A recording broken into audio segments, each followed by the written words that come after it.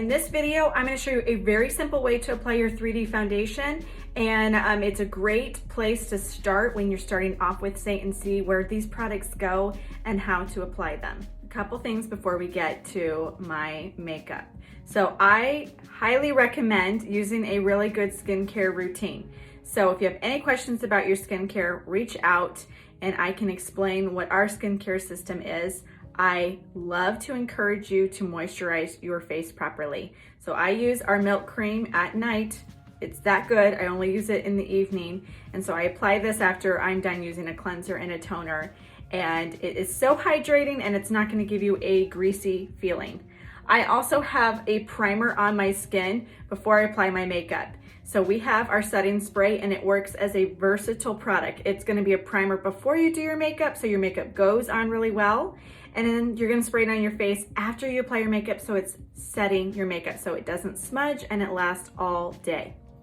I do have one optional step on my face already, and that is color correcting. If you have any questions, if you need color correcting, reach out and I can help you with that. So when I talk about color correcting, I'm addressing if you have dark circles underneath your eyes, we can take care of that if they're really intense. And if you have some age spots or melasma, or if you have any scars, for me, I have rosacea. And so because I have rosacea, my redness can be quite extreme at times. So I like to neutralize that hyperpigmentation before I apply my foundation so that I have a better even playing field. So I just use one of our shades of our contour. So this is Aspen contour, and Aspen has natural colors in it that are going to help cancel out redness. So if you need any help with color correcting for dark circles, like my mango highlight I use under my eyes to counteract the blue, or Aspen contour for my redness, reach out and I can help you with that. Color correcting is optional but necessary if you have really extreme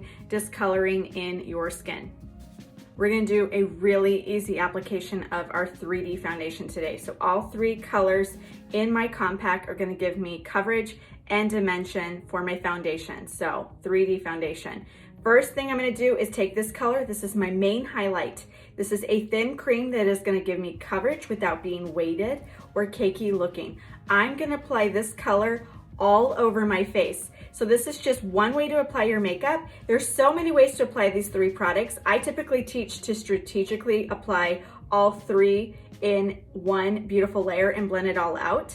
But I'm going to show you an easy way that's good for starting out with Seint that I like to teach also. So I'm going to take the main highlight, I'm going to take one of my 3D brushes, and I'm going to apply it all over my face in one beautiful layer. So if you didn't order a Seint brush, you need this because this is going to apply and blend your cream makeup. It is specifically made to do that. So I'm going to show you just one of our many brushes we have at Seint. They all get the job done. So this is a really good user-friendly starter brush. This is the 3D brush. I'm going to take the bunny end tail and just tap it into my main highlight and start putting it on my skin. So when you apply it on your face, you're not going to swipe, okay? You're just going to lightly tap it in, and using the brush to apply the product is going to give you the best way to apply the makeup because this is highly pigmented. A little goes a long way.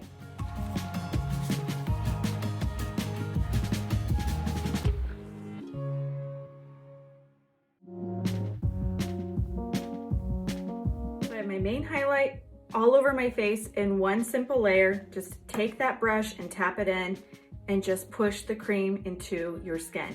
So now I'm going to move on to this brown color. This is my contour and it gives shadow. I'm going to place it in 4 places on my face to emphasize shadow, and that's going to give my face dimension, and it also gives coverage. So those 4 contour lines, 1 and 2 are on the cheekbone, where the cheekbone starts to where it stops. That's going to lift my face up and give more prominent cheekbones. Contour line 3 is temple to temple. It's going to give me a smaller forehead and a shadow up there to draw attention to the eyes. And then contour line 4 is ear to ear along the jawline. This is going to hide any double chin you have. So I'm going to take my 3D brush and I'm just going to blend in my contour. When you blend in the cheekbone, blend it up. So that way you're lifting the face, blend it back into your hairline so that it all matches, and blend it down in your neck along your jawline. Your contour can also function as eyebrow filler, eyeshadow. You can contour your nose to make it look thinner. You can also line your lips with your contour. It is a great product that is going to give you shadow and dimension, and I love applying it with my 3D foundation.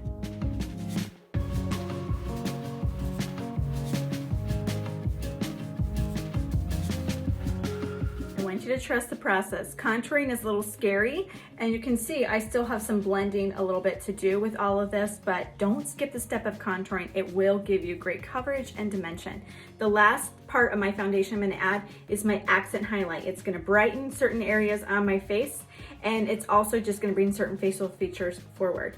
So I'm gonna apply my accent highlight in the inner corner under my eyes and the outer corner under my eyes to just brighten and lift my face. I'm also gonna apply a little bit in the T-zone and down the bridge of my nose just to give a pop-up brightness. You can apply your accent highlight underneath your contour and your cheekbone if your neck is a lot lighter than your face.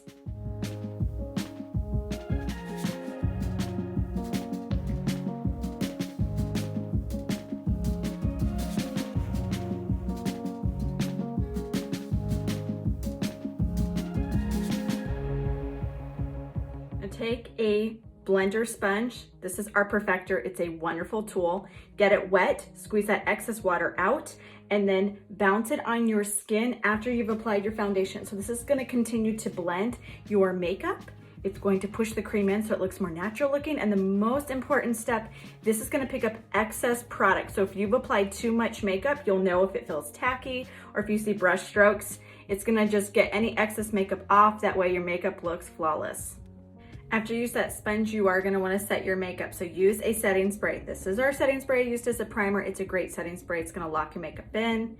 If you need a matte finish or you have oily skin, use a setting powder. We have one that's vanilla dust that comes in a tin that goes in your compact. I use a loose powder, and you can tell it's taken a little bit of the color off of my face. And so I'm just going to throw a little bit of bronzer. So this is our bronzer, and I'm going to apply my bronzer in the high points of my face. So along my forehead, and on top of my cheekbone, just to give my face some warmth. It does not replace your contour, it's just gonna warm your face up.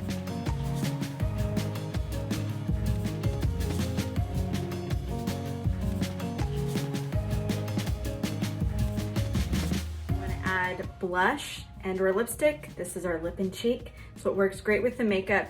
You can take your finger and apply it, or your brush. I'm just gonna take my brush and lightly apply. This color I'm using today is Scarlet, and it's a very fun pop of red.